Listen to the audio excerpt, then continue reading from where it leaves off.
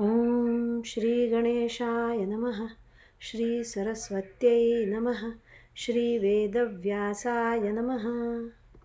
नारायणं नमस्कृत्य नरं चैव नरोत्तमं देवीं सरस्वतीं व्यासं ततो जयमुदीरयेत्।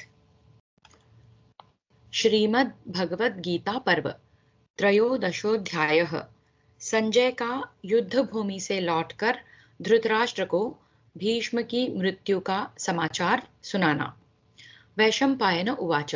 वैशंपायन जी कहते हैं, भरत नंदन, तदनंतर एक दिन की बात है कि भूत, वर्तमान और भविष्य के ज्ञाता एवं सब घटनाओं को प्रत्यक्ष देखने वाले गवल गणपुत्र विद्वान संजय ने युद्ध भूमि से लौटकर सहसा चिंतामग्न धृतराष्ट्र के पास जा अत्यंत दुखी होकर भरत वंशियों के पितामह भीष्म के युद्ध भूमि में मारे जाने का समाचार बताया।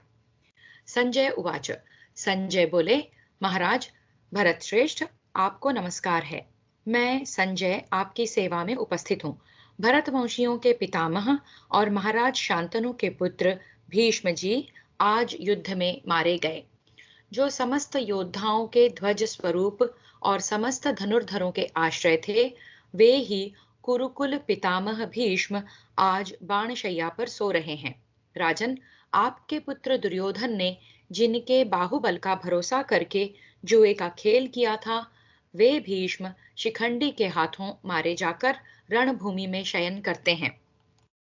जिन महारथी वीर भीष्म ने काशीराज की नगरी में एकत्र हुए समस्त भूपालों को अकेला ही रथ पर बैठाकर महान युद्ध में पराजित कर दिया था, जिन्होंने अकेले ही रथ पर बैठकर महान युद्ध में पराजित कर दिया था, जिन्होंने रणभूमि में जमदग्नि नंदन परशुराम जी के साथ निर्भय होकर युद्ध किया था और जिन्हें परशुराम जी भी मार न सके, वे ही भीष्म आज शिखंडी के हाथ से मारे गए।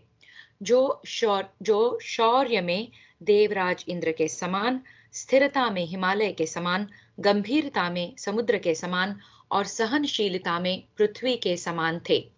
जो मनुष्यों में सिंह थे, बाण ही जिनकी दाढ़ें थी, धनुष जिनका फैला हुआ मुख था, तलवार ही जिनकी जिह्वा थी और इसीलिए जिनके पास पहुंचना किसी के लिए भी अत्यंत कठिन था, वे ही आपके पिता भीष्म आज पांचाल राजकुमार शिखंडी के द्वारा मार गिराए गए।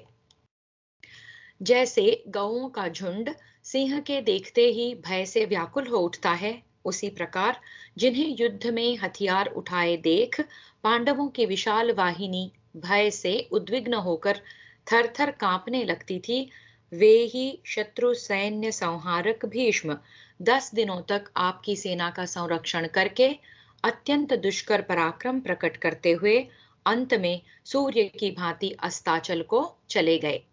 जिन्होंने इंद्र की भांति क्षोभ रहित होकर हजारों बाणों की वर्षा करते हुए 10 दिनों में शत्रु पक्ष के 10 करोड़ योद्धाओं का संहार कर डाला, वे ही आज आंधी के उखाड़े हुए वृक्ष की भांति मारे जाकर युद्ध भूमि में सो रहे हैं। भरतवंशी नरेश, यह सब आपकी कुमंत्रणा का फल है, नहीं तो भीष्म जी इस दुर्दशा के योग्य नहीं थे। इस प्रकार श्री महाभारत भीष्म पर्व के अंतर्गत श्रीमद् भगवद गीता पर्व में भीष्म मृत्यु श्रवण विषयक 13वां अध्याय पूरा हुआ। चतुर्दशोऽध्यायः। धृतराष्ट्र का विलाप करते हुए भीष्म जी के मारे जाने की घटना को विस्तार पूर्वक जानने के लिए संजय से प्रश्न करना। धृतराष्ट्र उवाच। धृतराष्ट्र बोले, संजय, कुरुकुल के श्रेष्ठतम पुरुष मेरे पितृतुल्य भीष्म शिखंडी के हाथ से कैसे मारे गए? वे इंद्र के समान पराक्रमी थे, वे रथ से कैसे गिरे? संजय, जिन्होंने अपने पिता के संतोष के लिए आजीवन ब्रह्मचर्य का पालन किया और जो देवताओं के समान बलवान थे, उन्हीं भीष्म से रहित होकर आज हमारे सैनिकों की कैसी अवस्था हुई है, यह बताओ। महाज्ञानी, महाधनुर्धर, महाबली और महान धैर्यशाली नरश्रेष्ठ भीष्म जी के मारे जाने पर तुम्हारे मन की कैसी अवस्था हुई? संजय, तुम कहते हो अकंप्य वीर पुरुष सिंह कुरुकुल शिरोमणि भीष्म जी मारे गए। इसे सुनकर मेरे हृदय में बड़ी पीड़ा हो रही है। संजय, जिस समय वे युद्ध के लिए अग्रसर हुए थे, उस समय उनके पीछे कौन गए थे, अथवा उनके आगे कौन कौन वीर थे? कौन उनके साथ युद्ध में डटे रहे, कौन युद्ध छोड़कर भाग गए, और किन लोगों ने सर्वथा उनका अनुसरण किया था? किन शूरवीरों ने शत्रु सेना में प्रवेश करते समय रथियों में सिंह के समान अद्भुत पराक्रमी क्षत्रिय शिरोमणि भीष्म जी के पास सहसा पहुंचकर सदा उनके पृष्ठभाग का अनुसरण किया? जैसे सूर्य अंधकार को नष्ट कर देता है, उसी प्रकार शत्रुसूदन भीष्म शत्रु सेना का नाश करते थे, जिनका तेज सहस्र किरणों वाले सूर्य के समान था, जिन्होंने शत्रुओं को भयभीत कर रखा था, जिन्होंने युद्ध में पांडवों पर दुष्कर पराक्रम किया था, तथा जो उनकी सेना का निरंतर संहार कर रहे थे। उन अस्त्र विद्या के ज्ञाता दुर्जय वीर भीष्म जी को जिन्होंने रोका है, वे कौन हैं? संजय, तुम तो उनके पास ही थे। पांडवों ने युद्ध में शांतनु नंदन भीष्म को किस प्रकार आगे बढ़ने से रोका? जो शत्रु पक्ष की सेनाओं का निरंतर उच्छेद करते हैं, बाण ही जिनकी दाढ़ें थी, धनुष ही खुला हुआ सा मुख था, तलवार ही जिनकी जिह्वा थी, उन भयंकर एवं दुर्धर्ष पुरुष सिंह भीष्म को कुंती नंदन अर्जुन ने युद्ध में कैसे मार गिराया? मनस्वी भीष्म इस प्रकार पराजय के योग्य नहीं थे। वे लज्जाशील और पराजय शून्य थे। जो उत्तम रथ पर बैठकर भयंकर धनुष और भयानक बाण के लिए शत्रुओं के मस्तकों को सायकों द्वारा काट काट कर उनके ढेर लगा रहे थे, पांडवों की विशाल सेना दुर्धर्ष कालाग्नि के समान जिन्हें युद्ध के लिए उद्यत देख सदा कांपने लगती थी, वे ही शत्रुसूदन भीष्म 10 दिनों तक शत्रुओं की सेना का संहार करते हुए अत्यंत दुष्कर पराक्रम दिखाकर सूर्य की भांति अस्त हो गए, जिन्होंने इंद्र के समान युद्ध में 10 दिनों तक अक्षय बाणों की वर्षा करके 10 करोड़ विपक्षी सेनाओं का संहार कर डाला। वे ही भरतवंशी वीर भीष्म मेरी कुमंत्रणा के कारण आंधी से उखाड़े गए वृक्ष की भांति युद्ध में मारे जाकर पृथ्वी पर शयन कर रहे हैं। वे कदापि इसके योग्य नहीं थे। शांतनु नंदन भीष्म तो बड़े भयंकर पराक्रमी थे। उन्हें सामने देखकर पांडव सेना उन पर प्रहार कैसे कर सकी? संजय, पांडवों ने भीष्म के साथ संग्राम कैसे किया? द्रोणाचार्य के जीते जी भीष्म विजयी कैसे नहीं हो सके? उस युद्ध में कृपाचार्य तथा भरद्वाज पुत्र द्रोणाचार्य दोनों ही उनके निकट थे, तो भी योद्धाओं में श्रेष्ठ भीष्म कैसे मारे गए? भीष्म तो युद्ध में देवताओं के लिए ही दुर्जय एवं अतिरथी थे। फिर पांचाल राजकुमार शिखंडी के हाथ से वे किस प्रकार मारे गए? भूमि में महाबली जमदग्नि नंदन परशुराम से भी टक्कर लेने की सदा इच्छा रखते थे, जिनका पराक्रम इंद्र के समान था और परशुराम जी भी जिन्हें पराजित न कर सके थे। संजय, महारथियों के कुल में प्रकट हुए वे महावीर भीष्म समर भूमि में किस प्रकार मारे गए, यह मुझे बताओ, क्योंकि मुझे शांति नहीं मिल रही है। संजय, कभी युद्ध से पीछे न हटने वाले भीष्म जी का मेरे पक्ष के किन महाधनुर्धरों ने साथ नहीं छोड़ा? दुर्योधन की आज्ञा पाकर किन किन वीरों ने उन्हें सब ओर से घेर रखा था? संजय, जब शिखंडी आदि समस्त पांडव वीरों ने भीष्म पर आक्रमण किया, उस समय समस्त कौरवों ने कहीं अच्युत भीष्म का साथ छोड़ तो नहीं दिया था? अवश्य ही मेरा यह हृदय लोहे के समान सुदृढ़ है, तभी तो पुरुष सिंह भीष्म को मारा गया सुनकर विदीर्ण नहीं होता है। जिन दुर्जय वीर भरतभूषण भीष्म ने सत्य, मेधा और नीति ये तीन अप्रमेय शक्तियां थी, जिन दुर्जय वीर भरतभूषण भीष्म में सत्य, मेधा और नीति ये तीन अप्रमेय शक्तियां थी, वे युद्ध में कैसे मारे गए? वे युद्ध में महान मेघ के समान ऊंचे उठे हुए थे। धनुष की टंकार ही उनकी गर्जना थी, बाण ही उनके लिए वर्षा की बूंदें थी और धनुष का महान शब्द ही बिजली की गड़गड़ाहट का भयंकर शब्द था। वीरवर भीष्म ने शत्रु पक्ष के रथियों, कुंती कुमारों, पांचालों और संजयों को मारते हुए उनके ऊपर उसी प्रकार बाणों की बौछार की जैसे वज्रधारी इंद्र दानवों पर बाण वर्षा करते हैं। उनका धनुष बाण आदि अस्त्र समूह भयंकर एवं दुर्गम समुद्र के समान था। बाण ही उसमें ग्राह थे, धनुष लहरों के समान जान पड़ता था। वह अक्षय, द्वीप रहित, चंचल तथा नौका आदि तैरने के साधनों से शून्य था। गदा और खड्ग आदि ही उसमें मगर के समान थे। वह अश्वरूपी भंवरों से भयावह प्रतीत होता था। उसमें हाथी जलहस्ती के समान प्रतीत होते थे। पैदल सेना उसमें भरे हुए मत्स्यों के समान जान पड़ती थी तथा शंख और दुंदुभियों की ध्वनि ही उस समुद्र की गर्जना थी। भीष्म जी उस समुद्र में शत्रु पक्ष के हाथियों, घोड़ों, पैदलों तथा बहुसंख्यक रथों को वेगपूर्वक डुबो रहे थे। वे समर भूमि में शत्रु वीरों के प्राणों का अपहरण करने वाले थे। अपने क्रोध और तेज से दग्ध एवं प्रज्वलित से होते हुए शत्रु संतापी भीष्म को जैसे तट समुद्र को रोक देता है, उसी प्रकार किन वीरों ने आगे बढ़ने से रोका था। शत्रुहंता भीष्म ने दुर्योधन के हित के लिए समर भूमि में जो पराक्रम किया था वह अनुपम है।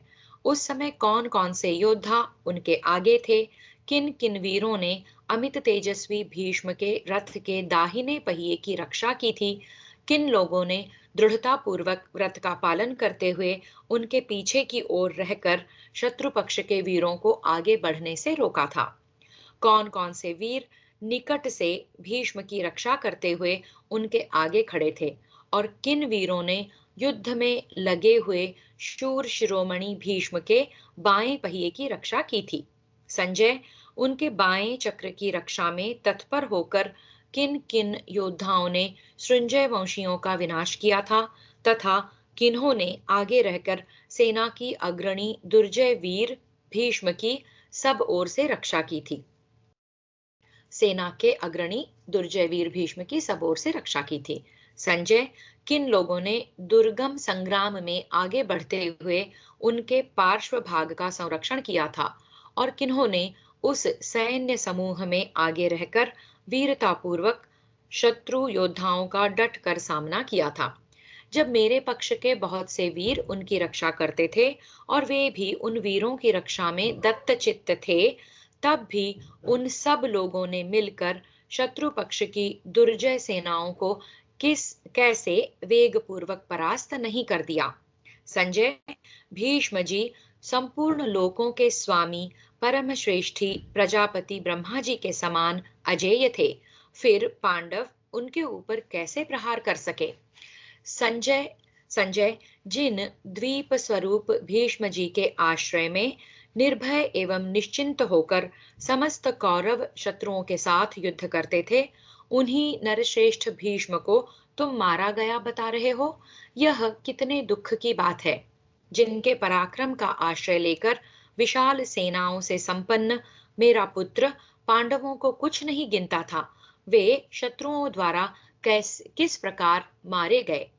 पहले की बात है, दानवों का संहार करने वाले संपूर्ण देवताओं ने जिन मेरे महान व्रतधारी पिता रण दुर्मद भीष्म जी को अपना सहायक बनाने की अभिलाषा की थी, जिन महापराक्रमी पुत्र रत्न के जन्म लेने पर लोक विख्यात महाराज शांतनु ने शोक, दीनता और दुख का सदा के लिए त्याग कर दिया था, जो सबके आश्रयदाता, बुद्धिमान, स्वधर्म परायण, पवित्र और वेदांगों के तत्वज्ञ बताए गए हैं, उन्हीं भीष्म को तुम मारा गया कैसे बता रहे हो। जो संपूर्ण अस्त्र शस्त्रों की शिक्षा से संपन्न, शांत, जितेंद्रिय और मनस्वी थे, उन शांतनु नंदन भीष्म को मारा गया सुनकर मुझे यह विश्वास हो गया कि अब हमारी सारी सेना मार दी गई। आज मुझे निश्चित रूप से ज्ञात हुआ कि धर्म से अधर्म ही बलवान है, क्योंकि पांडव अपने वृद्ध गुरुजन की हत्या करके राज्य लेना चाहते हैं। पूर्व काल में अंबा के लिए उद्यत होकर संपूर्ण अस्त्र वेत्ताओं में श्रेष्ठ जमदग्नि नंदन परशुराम युद्ध करने के लिए आए थे, परंतु भीष्म ने उन्हें परास्त कर दिया। उन्हीं इंद्र के समान पराक्रमी तथा संपूर्ण धनुर्धरों में श्रेष्ठ भीष्म को तुम मारा गया कह रहे हो। इससे बढ़कर दुख की बात और क्या हो सकती है। शत्रु वीरों का संहार करने वाले जिन वीरवर परशुराम जी ने अनेक बार समस्त क्षत्रियों को युद्ध में परास्त किया था, उनसे भी जो मारे न जा सके, वे भी परम बुद्धिमान उनसे भीष्म आज शिखंडी के हाथों से मार दिए गए।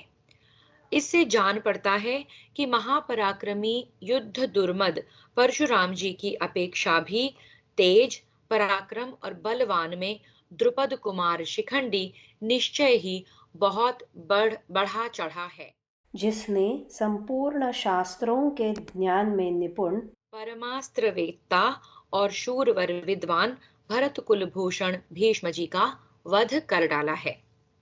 उस समय युद्ध में शत्रुहंता भीष्म जी के साथ कौन कौन से वीर थे? संजय, पांडवों के साथ भीष्म का किस प्रकार युद्ध हुआ, यह मुझे बताओ। उन वीर सेनापति के मारे जाने पर मेरे पुत्र की सेना विधवा स्त्री के समान असहाय हो गई है। जैसे ग्वाले के बिना गौओं का समुदाय इधर उधर भटकता फिरता है, उसी प्रकार अब मेरी सेना उद्भ्रांत हो रही होगी। महान युद्ध के समय जिनमें संपूर्ण जगत का परम पुरुषार्थ प्रकट दिखाई देता था, वे ही भीष्म जब परलोक के पथिक हो गए, उस समय तुम लोगों के मन की अवस्था कैसी हुई थी? संजय, आज जीवित रहने पर भी हम लोगों में क्या सामर्थ्य है? जगत के विख्यात धर्मात्मा महापराक्रमी पिता भीष्म को युद्ध में मरवाकर हम उसी प्रकार शोक में डूब गए हैं, जैसे पार जाने की इच्छा वाले पथिक नाव को अगाध जल में डूबी हुई देखकर दुखी होते हैं। मैं समझता हूँ कि भीष्म जी के मारे जाने पर मेरे बेटे दुख के कारण अत्यंत शोक मग्न हो गए होंगे। संजय, मेरा हृदय निश्चय ही लोहे का बना हुआ है। जो पुरुष सिंह भीष्म को मारा गया सुनकर भी विदीर्ण नहीं हो रहा है। जिन पुरुष रत्न तथा दुर्धर्ष वीर शिरोमणि में अस्त्र, बुद्धि और नीति तीन अप्रमेय शक्तियां थी, वे युद्ध में कैसे मारे गए? जान पड़ता है कि अस्त्र से, शौर्य से, तपस्या से, बुद्धि से, धैर्य से तथा त्याग के द्वारा भी कोई मृत्यु से छूट नहीं सकता। संजय, निश्चय ही काल की शक्ति बहुत बड़ी है। संपूर्ण जगत के लिए वह दुर्लंघ्य है, जिसके अधीन होने के कारण तुम शांतनु नंदन भीष्म को मारा गया बता रहे हो। मुझे शांतनु नंदन भीष्म से अपने पक्ष के परित्राण की बड़ी आशा थी। इस समय अपने पुत्र के शोक से संतप्त होकर मैं महान दुख से चिंतित हो उठता हूँ। संजय, जब दुर्योधन ने शांतनु नंदन भीष्म को अस्ताचल गामी सूर्य के भांति पृथ्वी पर पड़ा देखा, तब उसने क्या सोचा? संजय, जब मैं अपने बुद्धि से विचार करके देखता हूँ, तो अपने अथवा शत्रु पक्ष के राजाओं में से किसी का भी जीवन इस युद्ध में शेष रहता नहीं दिखाई देता है। ऋषियों ने क्षत्रियों का यह धर्म अत्यंत कठोर निश्चित किया है, जिसमें रहते हुए पांडव शांतनु नंदन भीष्म को मारकर राज्य लेना चाहते हैं, अथवा हम भी तो उन महारथी भीष्म को मरवा कर ही राज्य लेना चाहते हैं। क्षत्रिय धर्म में स्थित हुए कुंती कुमारों का कोई अपराध नहीं है। संजय, दुस्तर आपत्ति के समय श्रेष्ठ पुरुषों को यही करना चाहिए जो भीष्म जी ने किया है, कि वह शक्ति के अनुसार अधिक से अधिक पराक्रम करे। यह गुण भीष्म जी में पूर्ण रूप से प्रतिष्ठित था। भीष्म जी किसी से पराजित न होने वाले और लज्जाशील थे। विपक्षी सेनाओं का संहार करते हुए उन मेरे ताऊ भीष्म जी को पांडवों ने कैसे रोका? उन महामनस्वी वीरों ने किस प्रकार सेनाएं संगठित की और किस प्रकार युद्ध किया? संजय, शत्रुओं ने मेरे आदरणीय पिता भीष्म का किस प्रकार वध किया? दुर्योधन, कर्ण, दुशासन, सुबलपुत्र जुआरी शकुनी ने भीष्म जी के मारे जाने पर क्या-क्या बातें कहीं? संजय, जहां मनुष्य, हाथी और घोड़ों के शरीर बिछे हुए थे, जहां बाण, शक्ति, महान खड्ग और तोमर रूपी पासे फेंके जाते थे, जो युद्ध के कारण दुर्गम एवं महान भय देने वाली थी, उस रण क्षेत्र रूपी द्यूत सभा में किन किन मंदबुद्धि जुआरियों ने प्रवेश किया था? जहां प्राणों की बाजी लगाई जाती थी, वह भयंकर जुए का खेल किन किन नरश्रेष्ठ वीरों ने खेला था? संजय, शांतनु नंदन भीष्म के सिवा उस युद्ध में कौन कौन से हार रहे थे? किन किन लोगों की पराजय हुई थी और कौन कौन वीर बाणों के लक्ष्य बनकर मार गिराए गए? यह सब मुझे बताओ। युद्ध भूमि में शोभा पाने वाले भयंकर पराक्रमी अपने ताऊ देवव्रत भीष्म को मारा गया सुनकर मेरे हृदय में शांति नहीं रह गई है। उनके मारे जाने से मेरे पुत्रों की जो हानि होने वाली है, उसके कारण मेरे मन में भारी व्यथा जाग उठी है। संजय, तुम अपने वचन रूपी घृत की आहुति डालकर मेरे उस चिंता एवं व्यथा रूपी अग्नि को और भी उदीप्त कर रहे हो। जिन्होंने संपूर्ण जगत में विख्यात इस युद्ध के महान भार को अपनी भुजाओं पर उठा रखा था, उन्हीं भीष्म जी को मारा गया देख मेरे पुत्र भारी शोक में पड़ गए होंगे, ऐसा मेरा विश्वास है। मैं दुर्योधन के द्वारा प्रकट किए हुए उन दुखों को सुनूंगा। इसलिए संजय, मुझसे वहां का सारा वृत्तांत कहो। मूर्ख दुर्योधन के अज्ञान के कारण इस युद्ध में अन्याय और न्याय की जो जो बातें संघटित हुई हैं, उन सब का वर्णन करो। विजय की इच्छा रखने वाले अस्त्रवेत्ता भीष्म जी ने उस युद्ध में अपनी तेजस्विता के अनुरूप जो जो कार्य किया हो, वह सभी पूर्ण रूप से मुझे बताओ। कौरवों और पांडवों की सेनाओं का वह युद्ध जिस समय, जिस क्रम से और जिस रूप में हुआ था, वह सब कहो। इस प्रकार श्री महाभारत भीष्म पर्व के अंतर्गत श्रीमद् भगवत गीता पर्व में धृतराष्ट्र का प्रश्न विषयक 14वां अध्याय पूरा हुआ। पंचदशोऽध्यायः संजय का युद्ध के वृत्तांत का वर्णन आरंभ करना। दुर्योधन का दुशासन को भीष्म की रक्षा के लिए समुचित व्यवस्था करने का आदेश। संजय उवाच। संजय ने कहा, महाराज, आपने जो ये बारंबार अनेक प्रश्न किए हैं, ये सर्वथा उचित और आपके योग्य ही हैं, परंतु यह सारा दोष आपको दुर्योधन के ही माथे पर नहीं मढ़ना चाहिए। जो मनुष्य अपने दुष्कर्मों के कारण अशुभ फल भोग रहा हो, उसे उस पाप की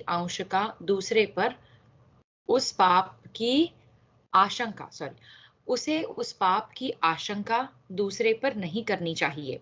महाराज, जो पुरुष मनुष्य समाज में सर्वथा निंदनीय आचरण करता है, वह निंदित कर्म करने के कारण सब लोगों के लिए मार डालने योग्य है।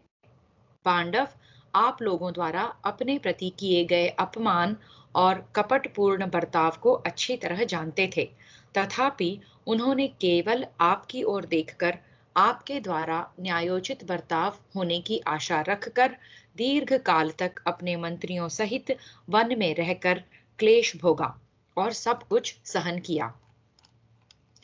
भूपाल, मैंने हाथियों, घोड़ों तथा अमित तेजस्वी राजाओं के विषय में जो कुछ अपनी आंखों देखा है और योग बल से जिसका साक्षात्कार किया है, वह सब वृत्तांत सुना रहा हूं। सुनिए। अपने मन को शोक में न डालिए। नरेश्वर, निश्चय ही दैव का यह सारा विधान मुझे पहले से ही प्रत्यक्ष हो चुका था।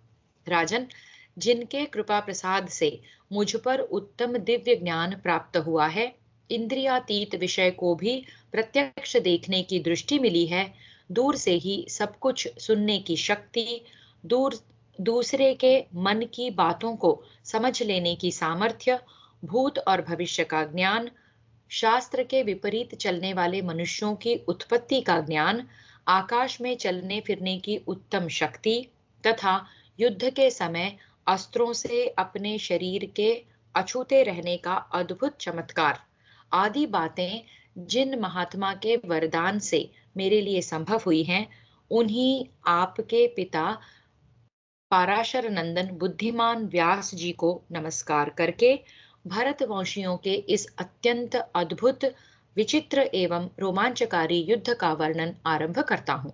आप मुझसे यह सब कुछ जिस प्रकार हुआ था वह विस्तार पूर्वक सुने। महाराज, जब समस्त सेनाएं शास्त्रीय विधि के अनुसार व्यूह रचना पूर्वक अपने अपने स्थान पर युद्ध के लिए तैयार हो गईं, उस समय दुर्योधन ने दुशासन से कहा, दुशासन, तुम भीष्म जी की रक्षा करने वाले रथों को शीघ्र तैयार करो, संपूर्ण सेनाओं को भी शीघ्र उनकी रक्षा के लिए तैयार हो जाने की आज्ञा दो। मैं वर्षों से जिसके लिए चिंतित था वह यह सेना सहित कौरव पांडवों का महान संग्राम मेरे सामने उपस्थित हो गया है। इस समय युद्ध में भीष्म जी की रक्षा से बढ़कर दूसरा कोई कार्य मैं आवश्यक नहीं समझता हूँ, क्योंकि वे सुरक्षित रहें तो कुंती के पुत्रों, सोमक वंशियों तथा संजयों को भी मार सकते हैं। विशुद्ध हृदय वाले पितामह भीष्म मुझसे कह चुके हैं कि मैं शिखंडी को युद्ध में नहीं मारूंगा, क्योंकि सुनने में आया है कि वह पहले स्त्री था, अतः रणभूमि में मेरे लिए वह सर्वथा त्याज्य है। इसलिए मेरा विचार है कि इस समय हमें विशेष रूप से भीष्म जी की रक्षा में ही तत्पर रहना चाहिए। मेरे सारे सैनिक शिखंडी को मार डालने का प्रयत्न करें। पूर्व पश्चिम दक्षिण तथा उत्तर दिशा के जो वीर अस्त्र विद्या में सर्वथा कुशल हों, वे ही पितामह भीष्म की रक्षा करें। यदि महाबली सिंह भी सुरक्षित दशा में हो तो उसे एक भेड़िया भी मार सकता है। हमें चाहिए कि सियार के समान शिखंडी के द्वारा सिंह सदृश भीष्म को न मरने दें। अर्जुन के बाएं पहिए की रक्षा युधामन्यु और दाहिने की रक्षा उत्तमौजा कर रहे हैं। अर्जुन को ये दो रक्षक प्राप्त हैं और अर्जुन शिखंडी की रक्षा कर रहे हैं। अतः दुशासन, भीष्म से उपेक्षित तथा अर्जुन से सुरक्षित होकर शिखंडी जिस प्रकार गंगानंदन भीष्म को न मार सके वैसा प्रयत्न करो। इस प्रकार श्री महाभारत भीष्म पर्व के अंतर्गत श्रीमद् भगवद गीता पर्व में दुर्योधन दुशासन संवाद विषयक 15वां अध्याय पूरा हुआ। षोडशोऽध्यायः दुर्योधन की सेना का वर्णन। संजय उवाच। संजय कहते हैं, राजन, तदनंतर रात्रि के अंत में सबेरा होते ही रथ जोतो, युद्ध के लिए तैयार हो जाओ, इस प्रकार जोर जोर से बोलने वाले राजाओं का महान कोलाहल सब ओर छा गया। भरतनंदन, शंख और दुंदुभियों की ध्वनि, वीरों के सिंहनाद, घोड़ों की हिनहिनाहट, रथ के पहियों की घरघराहट, हाथियों की गर्जना तथा गरजते हुए योद्धाओं के सिंहनाद करने, ताल ठोकने और जोर जोर से बोलने आदि की तुमुल ध्वनि सब ओर व्याप्त हो गई। महाराज, सूर्योदय होते होते कौरवों और पांडवों की वह सारी विशाल सेना संपूर्ण रूप से युद्ध के लिए तैयार हो उठी। राजेंद्र, आपके पुत्रों तथा पांडवों के दुर्दम्य अस्त्र शस्त्र तथा कवच चमक उठे। भारत, तब सूर्योदय के प्रकाश में आपकी और शत्रुओं की सारी सेनाएं शस्त्रों से सुसज्जित तथा अत्यंत विशाल दिखाई देने लगीं। जाम्बू नद नामक सुवर्ण से विभूषित आपके हाथी और रथ बिजलियों सहित मेघों की घटा के समान प्रकाशमान दिखाई देते थे। बहुसंख्यक रथियों की सेनाएं नगरों के समान दृष्टिगोचर हो रही थी। उनके बीच आपके ताऊ भीष्म जी पूर्ण चंद्रमा के समान प्रकाशित हो रहे थे। आपकी सेना के सैनिक धनुष खड्ग ऋषि नहीं रुष्टि फिर से आपकी सेना के सैनिक धनुष खड्ग रुष्टि गदा शक्ति और तोमर आदि चमकीले अस्त्र शस्त्र लेकर उन सेनाओं में खड़े थे। प्रजानाथ हाथी घोड़े पैदल और रथी शत्रुओं को बांधने के लिए जाल से बनकर एक एक जगह सैकड़ों और हजारों की संख्या में खड़े थे। अपने और शत्रुओं के अनेक प्रकार के ऊंचे ऊंचे चमकीले ध्वज हजारों की संख्या में दृष्टिगोचर हो रहे थे। सुवर्ण में आभूषण पहने मणियों के अलंकारों से विचित्र अंगों वाले सहस्रों हाथी सवार सैनिक अपनी प्रभा से शिखाओं सहित प्रज्वलित अग्नि के समान प्रकाशित हो रहे थे। जैसे इंद्र भवन में देवराज इंद्र के चमकीले ध्वज फहराते रहते हैं, उसी प्रकार कौरव पांडव सेना के ध्वज भी फहरा रहे थे। दोनों सेनाओं के प्रमुख वीर युद्ध की अभिलाषा रखकर कवच आदि से सुसज्जित दिखाई दे रहे थे। उनके हथियार उठे हुए थे। वे हाथ में दस्ताने और पीठ पर तरकश बांधे सेना के मुहाने पर खड़े हुए भूपालगण अद्भुत शोभा पा रहे थे। उनकी आंखें बैलों की आंखों के समान बड़ी बड़ी दिखाई दे रही थी। सुबल पुत्र शकुनी, शल्य, सिंधु नरेश जयद्रथ, विंद अनुविंद, केकय राजकुमार, काम्बोज राज सुदक्षिण, कलिंग राज श्रुतायुध, राजा जयतसेन, कौशल नरेश बृहदबल तथा भोजवंशी कृतवर्मा, ये 10 पुरुष सिंह शूरवीर क्षत्रिय एक एक अक्षौहिणी सेना के अधिनायक थे। उनकी भुजाएं परिघों के समान मोटी दिखाई देती थीं। इन सब ने बड़े बड़े यज्ञ किए थे और उनमें प्रचुर दक्षिणाएं दी थीं। ये तथा और भी बहुत से नीतिज्ञ महारथी राजा और राजकुमार दुर्योधन के वश में रहकर कवच आदि से सुसज्जित हो अपनी अपनी सेनाओं में खड़े दिखाई देते थे। इन सब ने काले मृगचर्म बांध रखे थे। सभी बलवान और युद्ध भूमि में सुशोभित होने वाले थे और सब ने दुर्योधन के हित के लिए बड़े हर्ष और उल्लास के साथ ब्रह्मलोक की दीक्षा ले ली थी। ये सामर्थ्यशाली 10 वीर अपने सेनापतित्व में 10 सेनाओं को लेकर युद्ध के लिए तैयार खड़े थे। 11वीं विशाल वाहिनी दुर्योधन की थी, जिनमें अधिकांश कौरव योद्धा थे। यह कौरव सेना अन्य सब सेनाओं के आगे खड़ी थी। इसके अधिनायक थे शांतनु नंदन भीष्म। उनके सिर पर सफेद पगड़ी शोभा पाती थी। उनके घोड़े भी सफेद ही थे। उन्होंने अपने अंगों में श्वेत कवच बांध रखा था।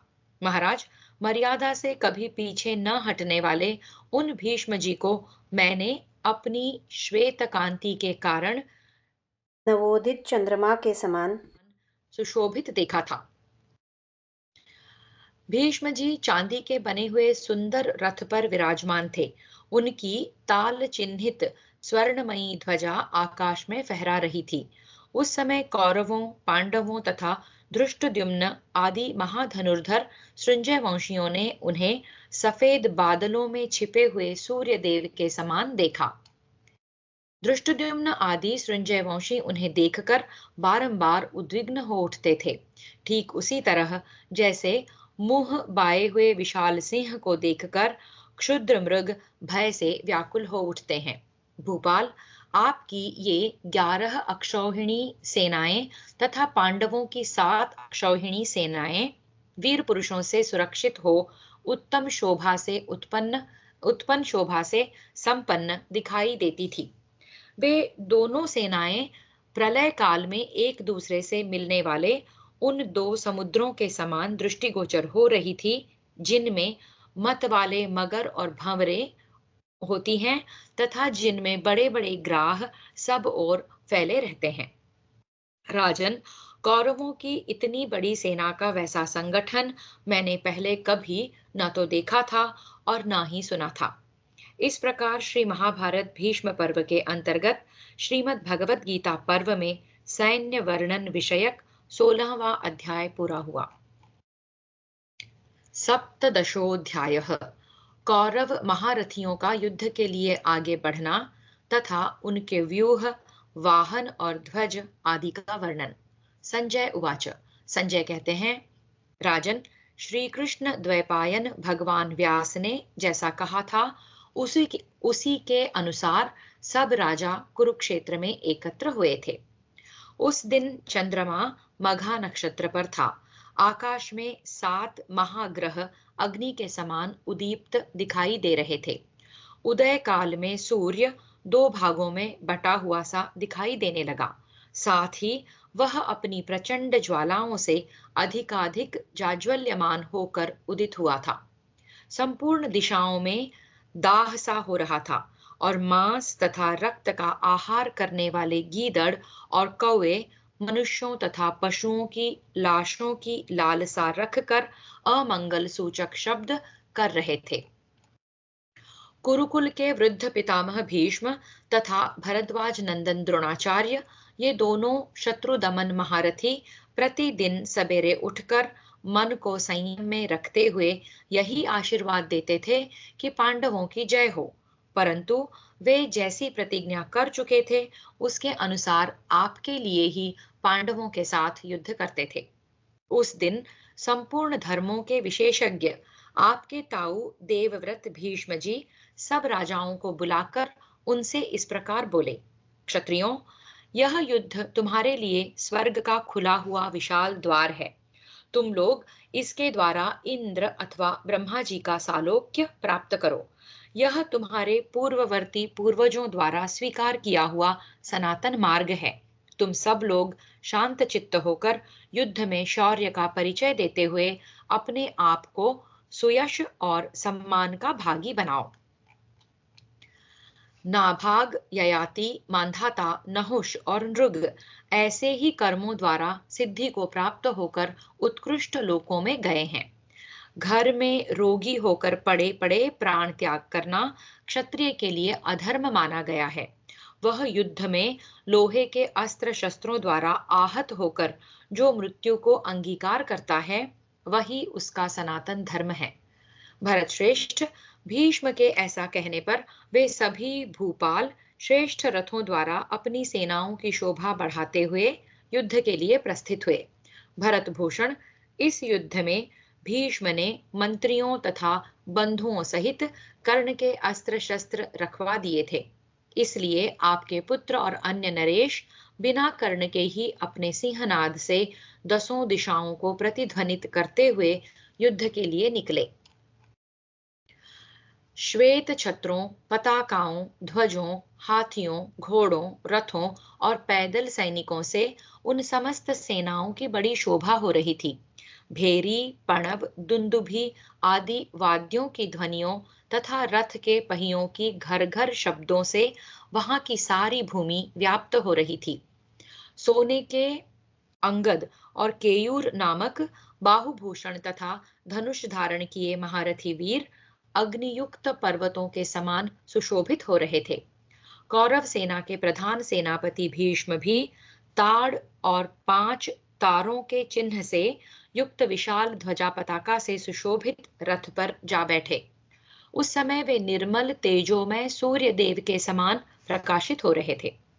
भरत श्रेष्ठ महाराज, आपकी सेना के समस्त महाधनुर्धर भूपाल सेनापति भीष्म की आज्ञा के अनुसार चलते थे। गोवासन देश के स्वामी महाराज शैब्य अपने अधीन राजाओं के साथ पताका से सुशोभित राजोचित गजराज पर आरूढ़ हो युद्ध के लिए चले। कमल के समान कांतिमान अश्वत्थामा सिंह की पूंछ के चिन्ह से युक्त ध्वजा पताका वाले रथ पर आरूढ़ हो समस्त सेनाओं के आगे रहकर चलने लगे। श्रुतायुध, चित्रसेन, पुरुमित्र, विविंशति, शल्य, भूरिश्रवा तथा महारथी विकर्ण, ये 7 महाधनुर्धर वीर रथों पर आरूढ़ हो सुंदर कवच धारण किए द्रोणपुत्र अश्वत्थामा को अपने आगे रखकर भीष्म के आगे आगे चल रहे थे। उन सब के जांबूनद सुवर्ण के बने हुए अत्यंत ऊंचे ध्वज उनके श्रेष्ठ रथों की शोभा बढ़ाते हुए अत्यंत प्रकाशित हो रहे थे। आचार्य प्रवर द्रोण की पताका पर कमंडलु विभूषित सुवर्णमयी वेदी और धनुष के चिन्ह बने हुए थे। कई लाख सैनिकों की सेना को अपने साथ लेकर चलने वाले दुर्योधन का मणिमय महान ध्वज नाग चिन्ह से विभूषित था। पौरव, कलिंगराज, श्रुतायुध, काम्बोजराज, सुदक्षिण, क्षेमधनवा तथा सुमित्र, ये 5 प्रधान रथी दुर्योधन के आगे आगे चल रहे थे। वृषभ चिन्हित ध्वजा पताका से युक्त बहुमूल्य रथ पर बैठे हुए कृपाचार्य मगध की श्रेष्ठ सेना को अपने साथ लिए चल रहे थे। अंगराज तथा मनस्वी कृपाचार्य से सुरक्षित पूर्व देशीय क्षत्रियों की वह विशाल वाहिनी शरद ऋतु के बादलों के समान शोभा पाती थी। महायशस्वी राजा जयद्रथ वराह के चिन्ह से युक्त रजतमय ध्वजा पताका के साथ रथ पर आरूढ़ हो सेना के अग्रभाग में खड़े हुए बड़ी शोभा पा रहे थे।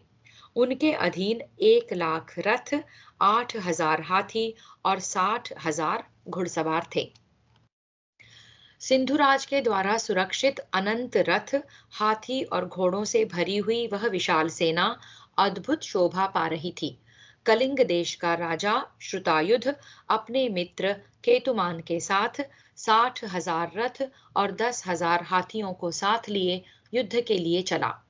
यंत्र, तोमर, तुणीर तथा पताकाओं से सुशोभित उसके विशाल गजराज पर्वतों के समान प्रतीत होते थे। कलिंग राज के रथ की ध्वजा पर अग्नि का चिन्ह बना हुआ था। वह श्वेत छत्र और चमर रूपी पंख से तथा पदक यानी कि कंठहार से विभूषित हो बड़ी शोभा पा रहा था। राजन केतुमान भी विचित्र एवं विशाल अंकुश से युक्त गजराज पर आरूढ़ हो समर भूमि में खड़ा हुआ मेघों की घटा के ऊपर प्रकाशित होने वाले सूर्य देव के समान जान पड़ता था। इसी प्रकार श्रेष्ठ गजराज पर आरूढ़ हो राजा भगदत्त भी वज्रधारी इंद्र के समान अपने तेज से उदीप्त हो युद्ध के लिए आगे बढ़ गए थे। अवंती देश के राजकुमार विंद और अनुविंद भी भगदत्त के समान ही तेजस्वी थे। वे दोनों भाई हाथी की पीठ पर बैठकर केतुमान के पीछे पीछे चल रहे थे। राजन, रथों के समूह से युक्त उस सेना का भयंकर व्यूह सर्वतोमुखी था। वह हंसता हुआ आक्रमण सा कर रहा था। हाथी उस व्यूह के अंग थे। राजाओं का समुदाय ही उसका मस्तक था और घोड़े उसके पंख जान पड़ते थे। द्रोणाचार्य, राजा शांतनु नंदन भीष्म, आचार्य पुत्र अश्वत्थामा, बाहलीक और कृपाचार्य ने उस सैन्य व्यूह का निर्माण किया था। इस प्रकार श्री महाभारत भीष्म पर्व के अंतर्गत श्रीमद् भगवद गीता पर्व में सैन्य वर्णन विषयक 17वां अध्याय पूरा हुआ। अष्टदशोऽध्यायः कौरव सेना का कोलाहल तथा भीष्म के रक्षकों का वर्णन। संजय उवाच। संजय कहते हैं, महाराज, तदनंतर 2 ही घड़ी में युद्ध की इच्छा रखने वाले योद्धाओं का भयंकर कोलाहल सुनाई देने लगा, जो हृदय को कंपा देने वाला था। शंख और दुंदुभियों के घोष, गजराजों की गर्जना और रथों के पहियों की घरघराहट से सारी पृथ्वी विदीर्ण सी हो रही थी। घोड़ों के हींसने और योद्धाओं के गर्जन के शब्दों से एक ही क्षण में वहां की पृथ्वी और आकाश का सारा प्रदेश गूंज उठा। दुर्धर्ष नरेश, आपके पुत्रों और पांडवों की सेनाएं एक दूसरी के निकट आने पर कांप उठी। उस रण क्षेत्र में स्वर्ण भूषित रथ और हाथी बिजलियों से युक्त मेघों के समान सुशोभित दिखाई देते थे। नरेश्वर, आपकी सेना नाना प्रकार के ध्वज और सोने के अंगद यानी कि बाजूबंद पहने हुए सैनिक प्रज्वलित अग्नि के समान प्रकाशित हो रहे थे। आपकी सेना के नाना प्रकार के ध्वज और सोने के अंगद पहने हुए सैनिक प्रज्वलित अग्नि के समान प्रकाशित हो रहे थे। भारत अपनी और शत्रु की सेना के चमकीले ध्वज इंद्र भवन में फहराने वाले देवेंद्र के ध्वजों के समान दिखाई देते थे। अग्नि और सूर्य के समान कांतिमान कांचन में कवच धारण किए वीर सैनिक अग्नि और सूर्य के ही तुल्य प्रकाशित दिख रहे थे। राजन, कौरव पक्ष के श्रेष्ठ योद्धा विचित्र आयुध और धनुष धारण किए बड़ी शोभा पा रहे थे। उनके विचित्र आयुध ऊपर की ओर उठे हुए थे। उन्होंने हाथों में दस्ताने पहन रखे थे और उनकी पताकाएं आकाश में फहरा रही थी। सेना के मुहाने पर खड़े हुए वृषभ के समान विशाल नेत्रों वाले वे महाधनुर्धर वीर बड़ी शोभा पा रहे थे। नरेश्वर, भीष्म जी के पृष्ठभाग की रक्षा आपके पुत्र दुशासन, दुर्विशह, दुर्मुख, दुस्सह, विविंशति, चित्रसेन, महारथी विकर्ण, सत्यव्रत, पुरुमित्र, जय, भूरिश्रवा, शल तथा अनेक अनुयायी 20,000 रथी कर रहे थे। अभिशाह, शूरसेन, शिबी, वसाती, शाल्व, मत्स्य, अंबष्ठ, त्रिगर्त, केकय, सौवीर, कैतव तथा पूर्व, पश्चिम एवं उत्तर प्रदेश के निवासी इन 12 जनपदों के समस्त शूरवीर अपना शरीर निछावर करने को उद्यत होकर विशाल रथ समुदाय के द्वारा पितामह भीष्म की रक्षा कर रहे थे। 10,000 वेगवान हाथियों की सेना साथ लेकर मगध राज उपर्युक्त रथ सेना के पीछे पीछे चल रहे थे। उस विशाल वाहिनी में रथों के पहियों और हाथियों के पैरों की रक्षा करने वाले सैनिक 60 लाख थे। कुछ पैदल सैनिक जिनकी संख्या कई लाख थी, हाथ में धनुष, ढाल और तलवार लिए आगे आगे चल रहे थे। वे नखर यानी कि बघ नखे और प्रास द्वारा भी युद्ध करने में कुशल थे। भारत महाराज, आपके पुत्र की ये 11 अक्षौहिणी सेनाएं यमुना में मिली हुई गंगा के समान दिखाई देती थी। इस प्रकार श्री महाभारत भीष्म पर्व के अंतर्गत श्रीमद् भगवद गीता पर्व में सैन्य वर्णन विषयक 18वां अध्याय पूरा हुआ। 49तमोऽध्यायः व्यूह निर्माण के विषय में युधिष्ठिर और अर्जुन की बातचीत। अर्जुन द्वारा वज्र व्यूह की रचना, भीमसेन की अध्यक्षता में सेना का आगे बढ़ना। धृतराष्ट्र उवाच, धृतराष्ट्र बोले, संजय, मेरी 11 अक्षौहिणियों को व्यूहाकार में खड़ी हुई देख पांडुनंदन युधिष्ठिर ने उसका सामना करने के लिए अपनी थोड़ी सी सेना के द्वारा किस प्रकार व्यूह रचना की।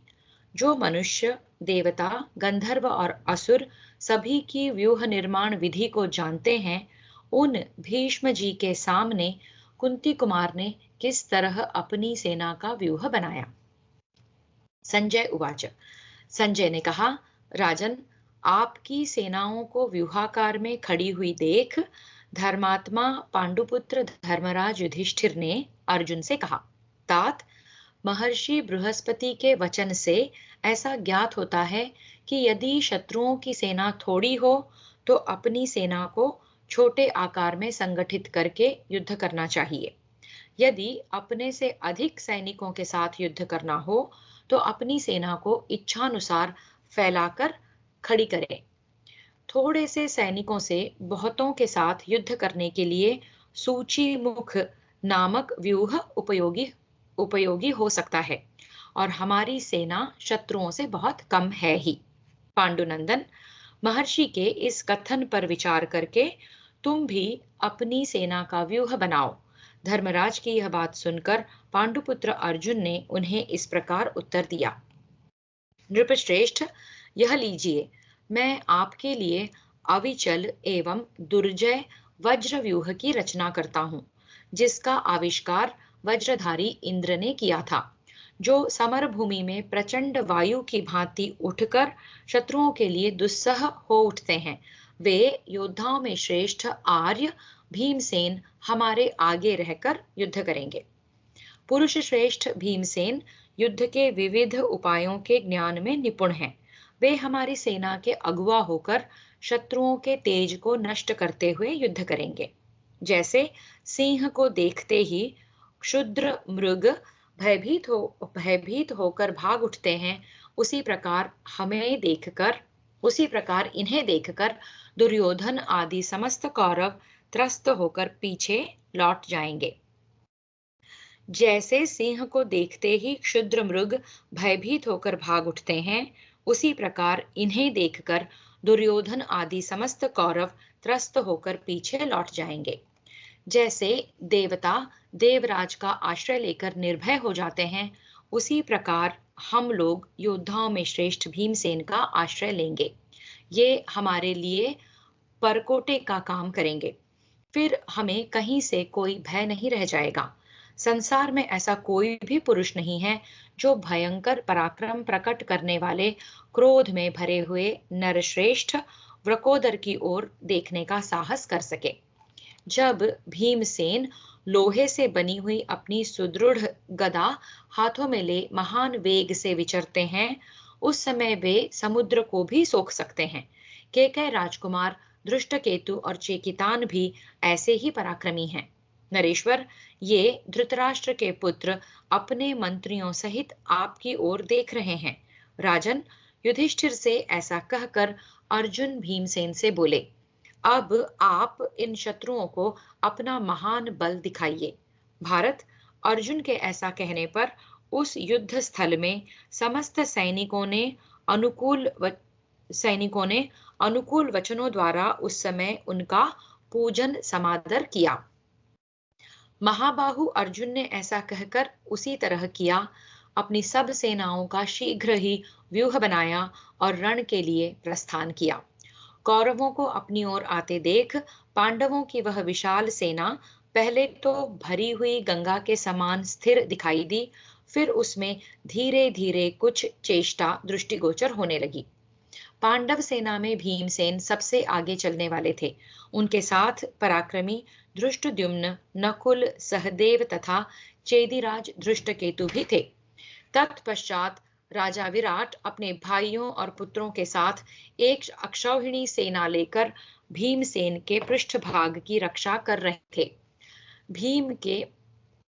भीम के पहियों की रक्षा परम तेजस्वी माद्री कुमार नकुल सहदेव कर रहे थे।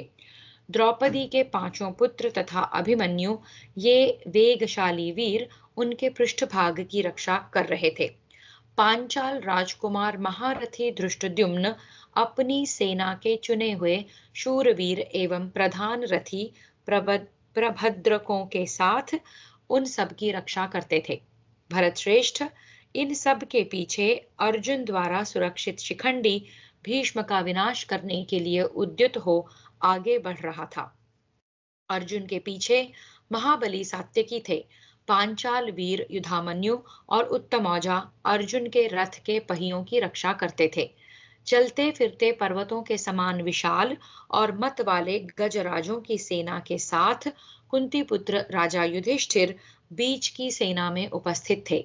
महामना पराक्रमी पांचाल राज द्रुपद पांडवों के लिए एक अक्षौहिणी सेना के सहित राजा विराट के पीछे पीछे चल रहे थे। राजन, उनके रथों पर भांति भांति के बेल बूटों से विभूषित स्वर्ण मंडित विशाल ध्वज सूर्य और चंद्रमा के समान प्रकाशित हो रहे थे। तदनंतर महारथी धृष्टद्युम्न अन्य लोगों को हटाकर स्वयं भाइयों और पुत्रों के साथ उपस्थित हो राजा युधिष्ठिर की रक्षा करने लगे। राजन, आपके तथा शत्रुओं के रथों पर जो बहुसंख्यक विशाल ध्वज फहरा रहे थे, उन सब को तिरस्कृत करके केवल अर्जुन के रथ पर एकमात्र महान कपि से उपलक्षित दिव्य ध्वज शोभा पाता था। भीमसेन की रक्षा के लिए उनके आगे आगे हाथों में खड्ग, शक्ति तथा रुष्टि लिए कई लाख पैदल सैनिक चल रहे थे। राजा युधिष्ठिर के पीछे वर्षा काल के मेघों की भांति तथा पर्वतों के समान ऊंचे ऊंचे 10,000 गजराज जा रहे थे। उनके गंडस्थल से फूटकर मद की धारा बह रही थी। वे सोने की जालीदार झूलों से उद्दीप्त हो रहे थे। उनमें शौर्य भरा था। वे मेघों के समान मद की बूंदें बरसाते थे। उनसे कमल के समान सुगंध निकलती थी और वे सभी बहुमूल्य थे। दुर्जय वीर महामनस्वी भीमसेन हाथ में परिघ के समान मोटी एवं भयंकर गदा लिए अपने साथ विशाल सेना को खींच लिए जा रहे थे। उस समय सूर्य की भांति उनकी ओर देखना कठिन हो रहा था। वे अपनी सेना को संतप्त सी कर रहे थे। निकट आने पर समस्त योद्धा उनकी ओर आंख उठाकर देखने में भी समर्थ न हो सके। यह वज्र नामक व्यूह सर्वथा भय रहित था, सब ओर मुख वाला था। उसके ध्वज के निकट सुवर्ण भूषित धनुष विद्युत के समान प्रकाशित होता था। गांडीवधारी अर्जुन के द्वारा ही वह भयंकर व्यूह सुरक्षित था। पांडव लोग जिस व्यूह की रचना करके आपकी सेना का सामना करने के लिए खड़े थे, वह उनके द्वारा सुरक्षित होने के कारण मनुष्य लोक में अजेय था। सूर्योदय के समय जब सभी सैनिक संध्योपासना कर रहे थे, बिना बादल के ही पानी की बूंदों के साथ हवा चलने लगी। उसके साथ मेघ की गर्जना भी होती थी। वहां सब ओर नीचे बालू और कंकड़ बरसाती हुई तीव्र वायु बह रही थी।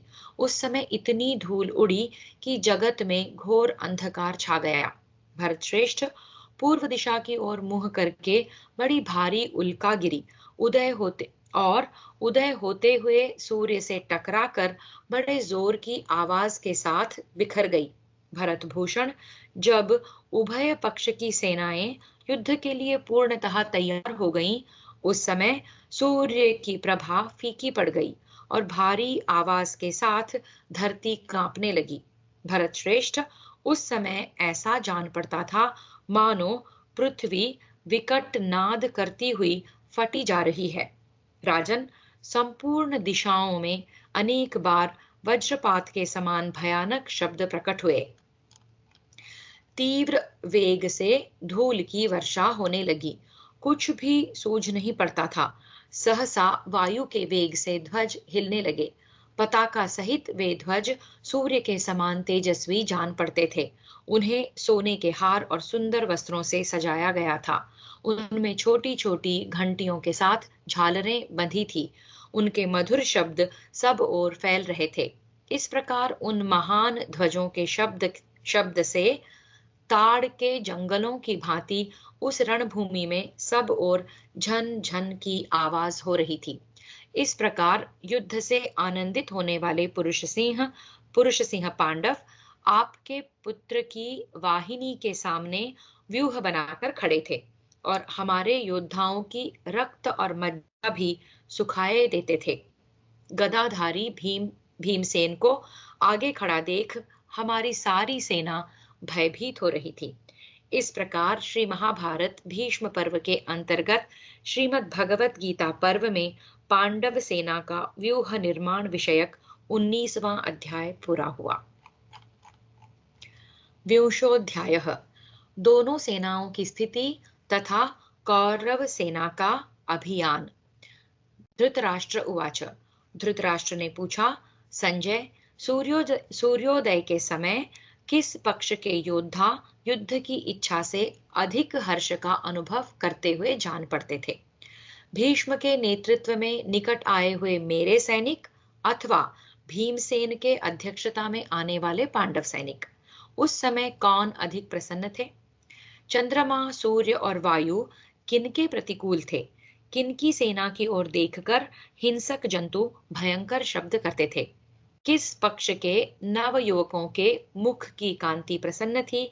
ये सब बातें तुम मुझे ठीक ठीक बताओ। संजय उवाच। संजय बोले, नरेंद्र, दोनों ओर की सेनाएं समान रूप से आगे बढ़ रही थी। दोनों ओर के व्यूह में खड़े हुए सैनिक हर्ष से उल्लसित थे। दोनों ही सेनाएं वन श्रेणियों के समान आश्चर्य रूप प्रतीत होती थी और दोनों ही हाथी, रथ एवं घोड़ों से भरी हुई थी। भारत दोनों ओर की सेनाएं विशाल, भयंकर और दुस्सह थीं, मानो विधाता ने दोनों सेनाओं को स्वर्ग की प्राप्ति के लिए ही रचा था। दोनों में ही सत्पुरुष भरे हुए थे। आपके पुत्र कौरवों का मुख पश्चिम दिशा की ओर था और कुंती के पुत्र उनसे युद्ध करने के लिए पूर्वाभिमुख खड़े थे। कौरव सेना दैत्यराज की सेना के समान जान पड़ती थी और पांडव वाहिनी देवराज इंद्र की सेना के तुल्य प्रतीत होती थी। पांडव सेना के पीछे की ओर से हवा चल रही थी और आपके पुत्रों की ओर देखकर हिंसक जंतु बोल रहे थे। आपके पुत्र की सेना में जो हाथी थे, वे पांडव पक्ष के गजराजों के मदों की तीव्र गंध नहीं सहन कर पाते थे। दुर्योधन कमल के समान कांति वाले मदस्रावी गजराज पर बैठकर कौरव सेना के मध्य भाग में खड़ा था। उसके हाथी पर सोने का हौदा कसा हुआ था और पीठ पर सोने की जाली बिछी हुई थी। उस समय बंदी और मगध जन उसकी स्तुति कर रहे थे, या वंदी और मागध जन उसकी स्तुति कर रहे थे।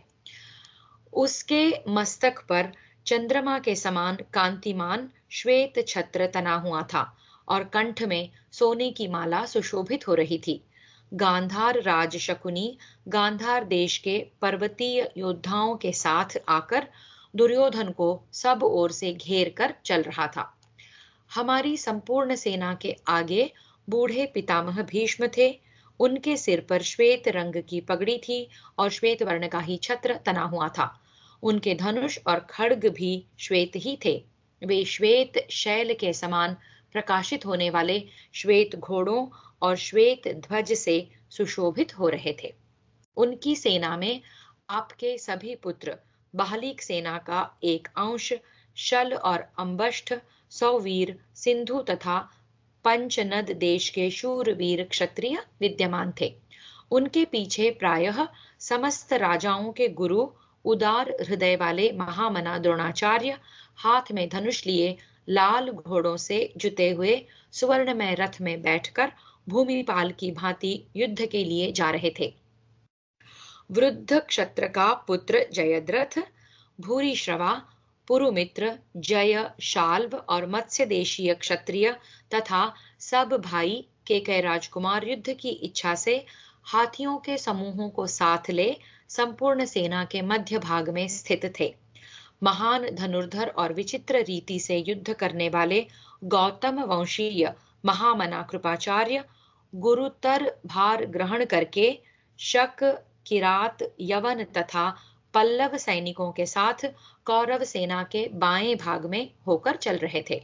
हाथ में हथियार लिए सुशिक्षित सुराष्ट्र देशीय वीरों तथा वृष्णि और भोज वंश के महारथियों द्वारा पालित विशाल सेना कृतवर्मा द्वारा सुरक्षित होकर आपकी सेना के दाहिने भाग से होकर युद्ध के लिए यात्रा कर रही थी। या तो हम अर्जुन पर विजय प्राप्त करेंगे अथवा हमारी मृत्यु हो जाएगी, ऐसी प्रतिज्ञा करके 10,000 संशप्तक रथी तथा बहुत से अस्त्रवेत्ता त्रिगर्त देशीय शूरवीर जिस ओर अर्जुन थे उसी ओर जा रहे थे। भारत आपकी सेना में 1 लाख से अधिक हाथी थे।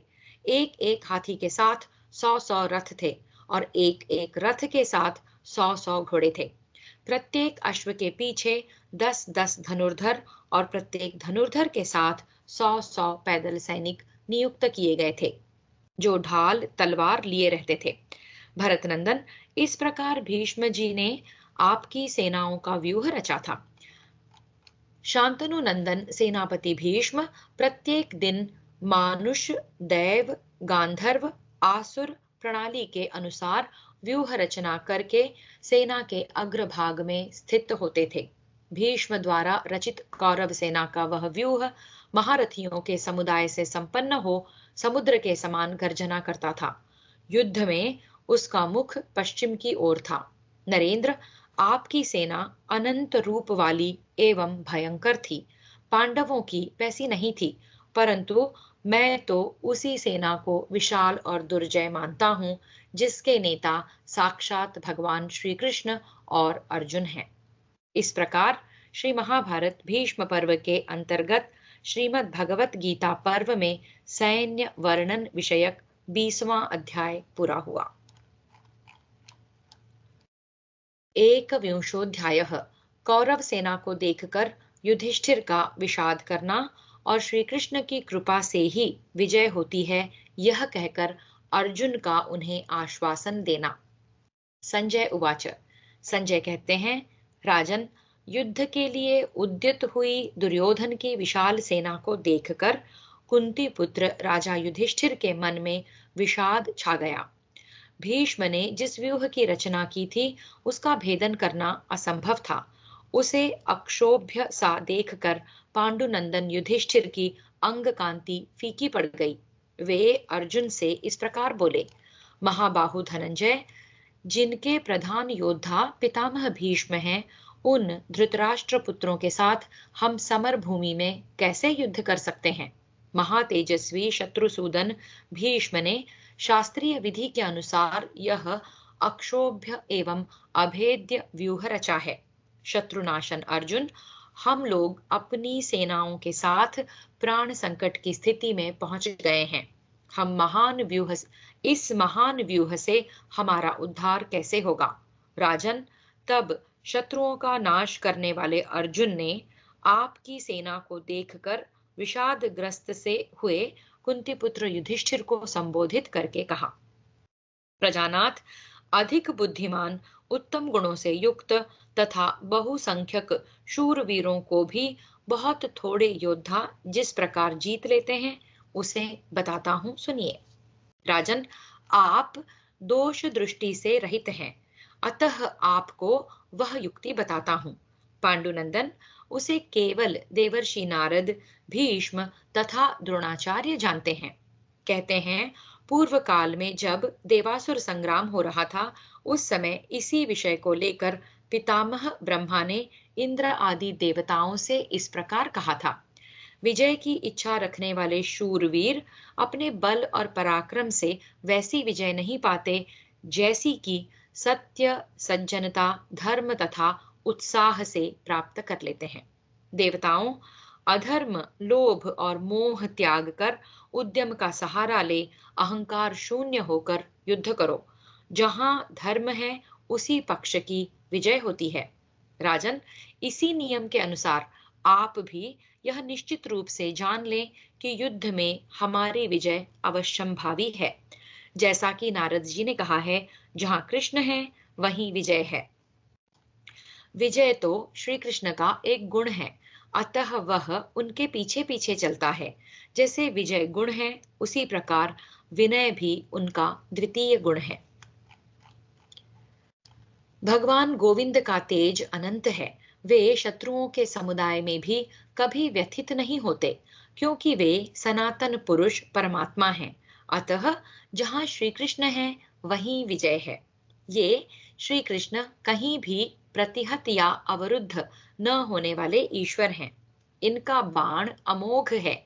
ये ही पूर्व काल में श्री हरि रूप में प्रकट हो वज्र गर्जन के समान गंभीर वाणी में देवताओं और असुरों से बोले, तुम लोगों में से किसकी विजय हो।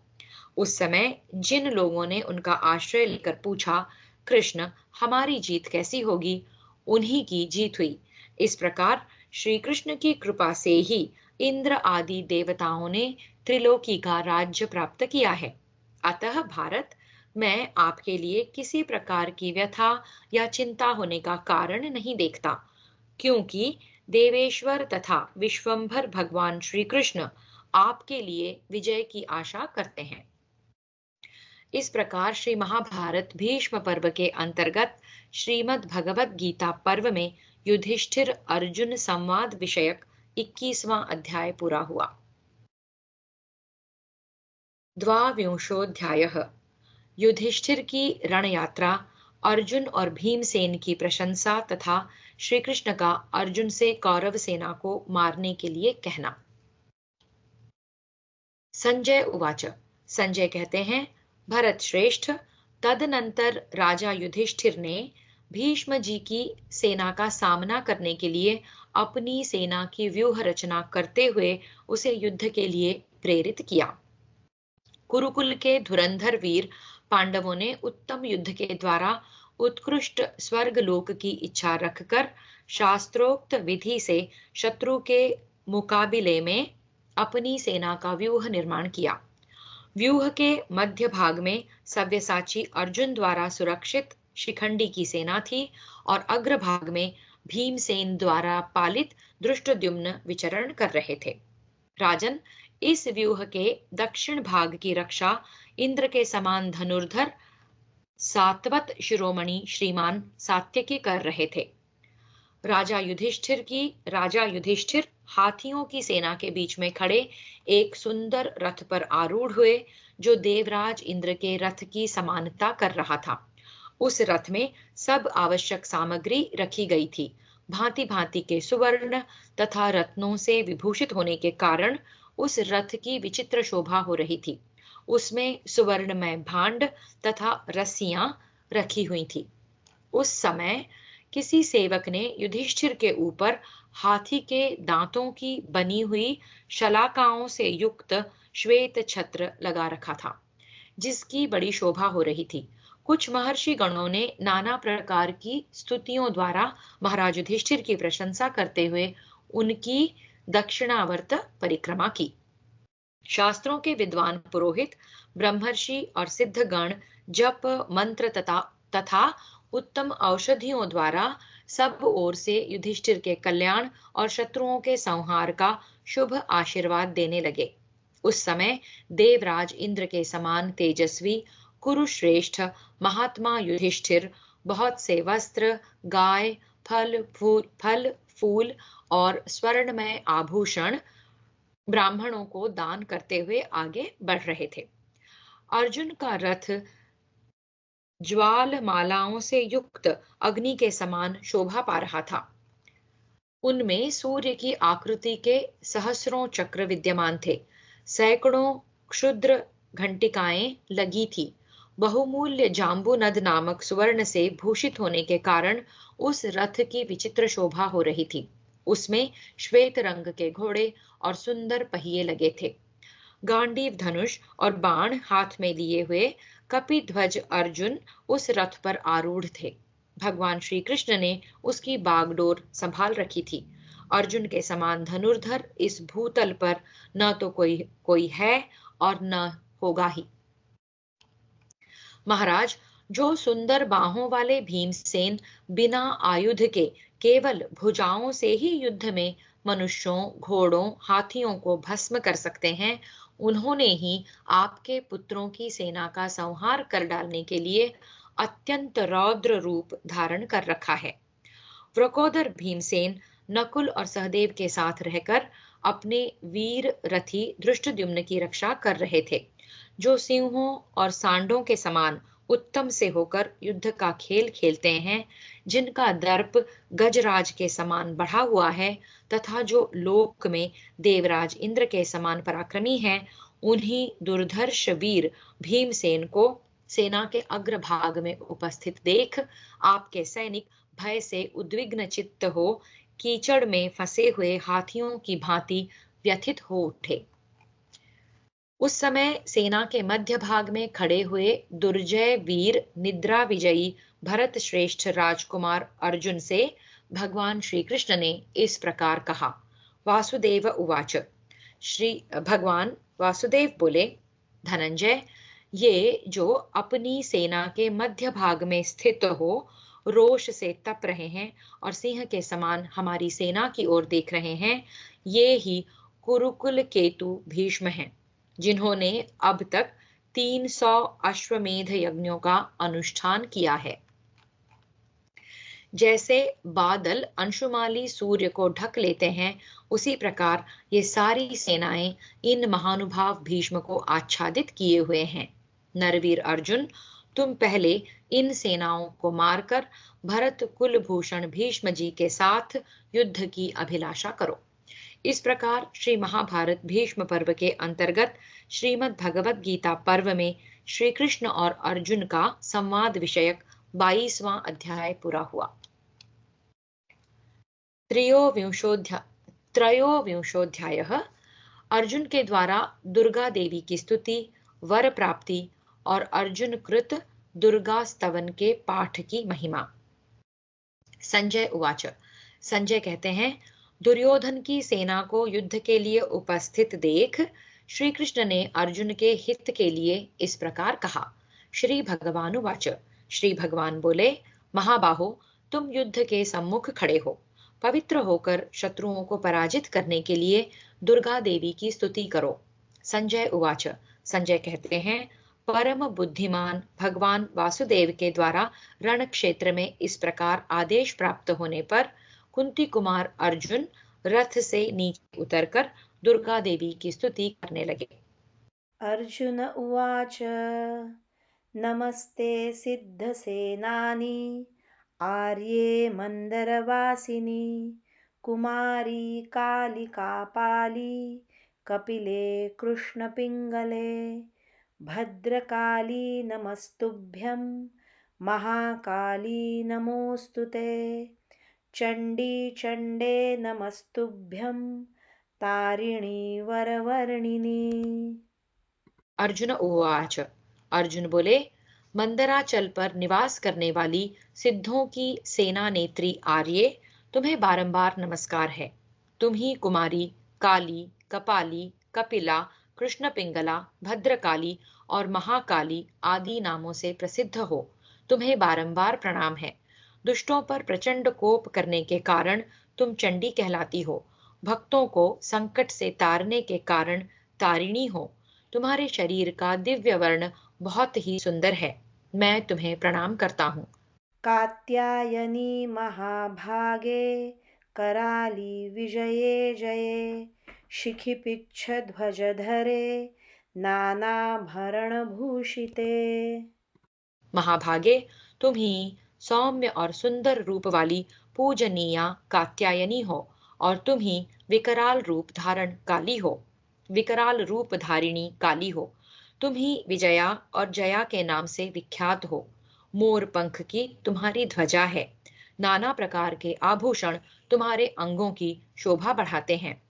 अट्टशूल प्रहरणे खड्गखेटकधारिणी गोपेन्द्रस्यानुजे ज्येष्ठे नन्दगोपकुलोद्भवे। तुम भयंकर त्रिशूल, खड्ग और खेट आदि आयुधों को धारण करती हो। नंद गोप के वंश में तुमने अवतार लिया था, इसलिए गोपेश्वर श्री कृष्ण की तुम छोटी बहन हो, परंतु गुण और प्रभाव में सर्वश्रेष्ठ हो।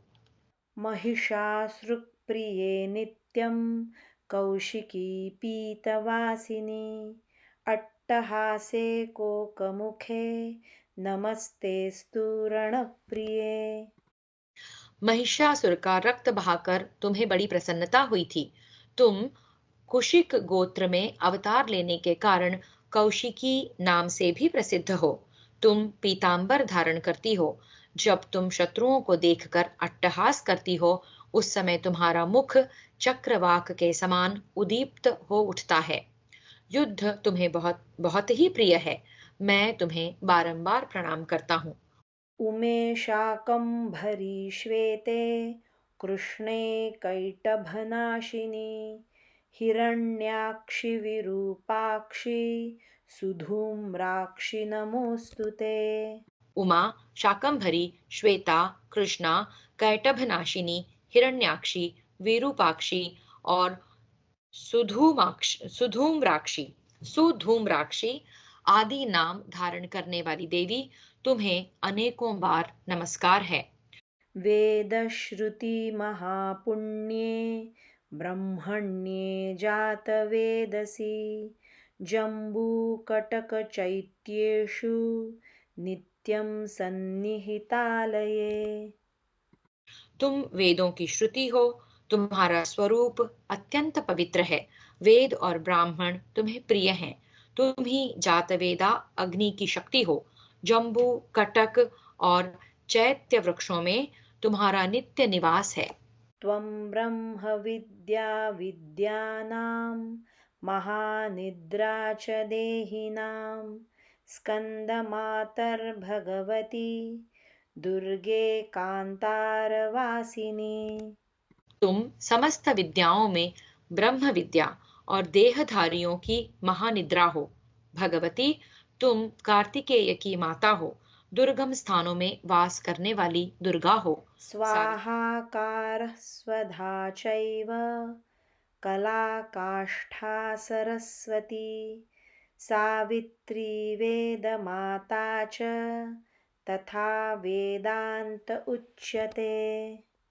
सावित्री, स्वाहा, स्वधा, कला, काष्ठा, सरस्वती, वेदमाता तथा वेदांत, ये सब तुम्हारे ही नाम हैं। स्तुतासि त्वं महादेवी विशुद्धेनान्तरात्मना जयो भवतु मे नित्यं त्वत्प्रसादादृणाजिरे। महादेवी, मैंने विशुद्ध हृदय से तुम्हारा स्तवन किया है। तुम्हारी कृपा से इस रणांगण में मेरी सदा ही विजय हो। कान्तारभयदुर्गेषु भक्तानां चालयेषु च नित्यं वससि पाताले युद्धे जयसि दानवान्। माँ, तुम घोर जंगल में, भयपूर्ण दुर्गम स्थानों में, भक्तों के घरों में तथा पाताल में भी नित्य निवास करती हो। युद्ध में दानवों को हराती हो। त्वं जम्भनी मोहिनी च माया ह्रीश्रीस्तथैव च सन्ध्या प्रभावती चैव सावित्री जननी तथा।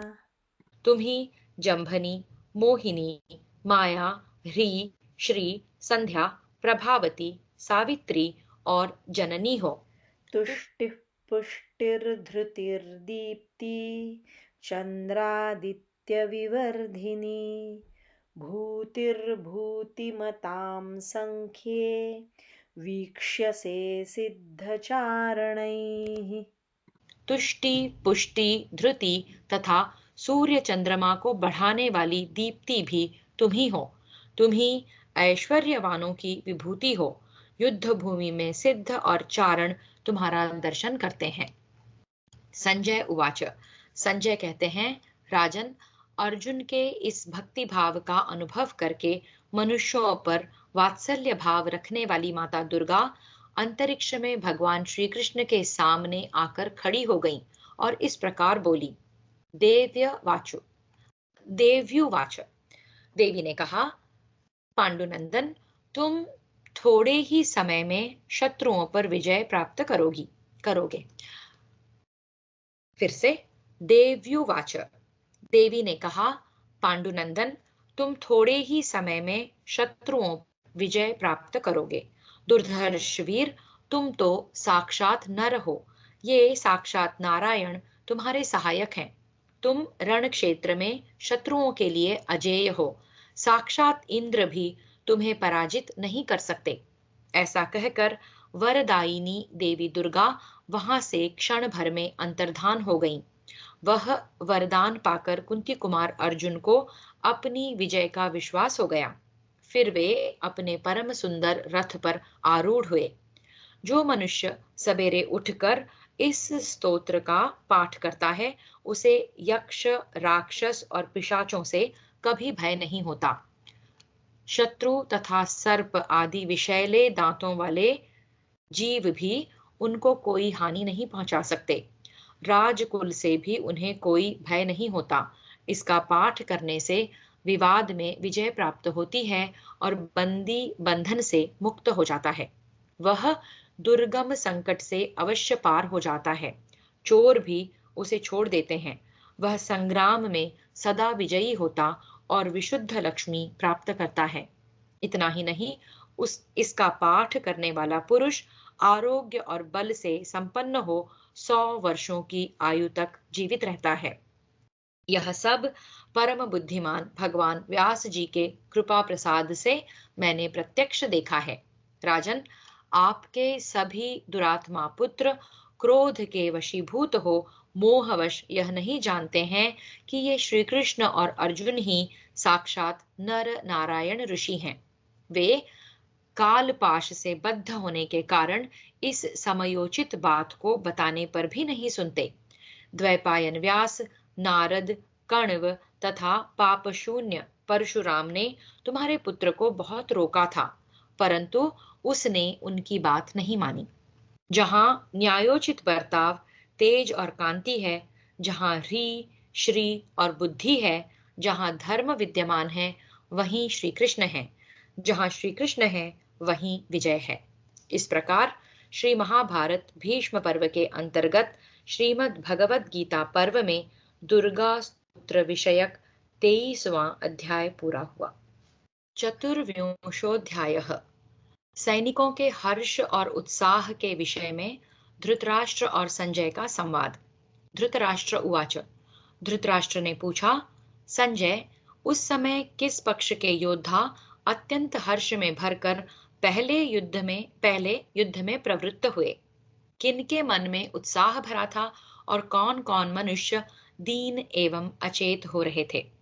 संजय, हृदय को कंपित कर देने वाले संग्राम में किन्होंने पहले संग्राम किया, मेरे पुत्रों ने या पांडवों ने? यह मुझे बताओ। किसकी सेनाओं में सुगंधित पुष्पमाला आदि का प्रादुर्भाव हुआ? किस पक्ष के गर्जते हुए योद्धाओं की वाणी उदारता पूर्ण उत्साहयुक्त थी? संजय उवाच। संजय ने कहा, राजन, दोनों ही सेनाओं के योद्धा उस समय हर्ष में भरे हुए थे। उभय पक्ष में ही सुगंध और पुष्पहारों का प्रादुर्भाव हुआ था। भरतश्रेष्ठ, संगठित, व्यूहबद्ध और युद्ध विषयक उत्साह से उद्यत हुए दोनों दलों के योद्धाओं की जब मुठभेड़ हुई, उस समय बड़ी भारी मारकाट मची थी। राजन, शंख और भेरी आदि वाद्यों का सम्मिलित भयंकर शब्द जब एक दूसरे पर गर्जन तर्जन करने वाले रणवीर शूरों के सिंहनाद से मिला, तब दोनों सेनाओं में महान कोलाहल एवं संघर्ष होने लगा। भरतभूषण, एक दूसरे की ओर देखने वाले योद्धाओं, गर्जते हुए हाथियों और हर्ष में भरी हुई सेनाओं का तुमुल नाद सर्वत्र व्याप्त हो रहा था। इस प्रकार श्री महाभारत भीष्म पर्व के अंतर्गत श्रीमद् भगवद गीता पर्व में धृतराष्ट्र संजय संवाद विषयक 24वां अध्याय पूरा हुआ। हरि ओम। श्री कृष्णार्पणमस्तु।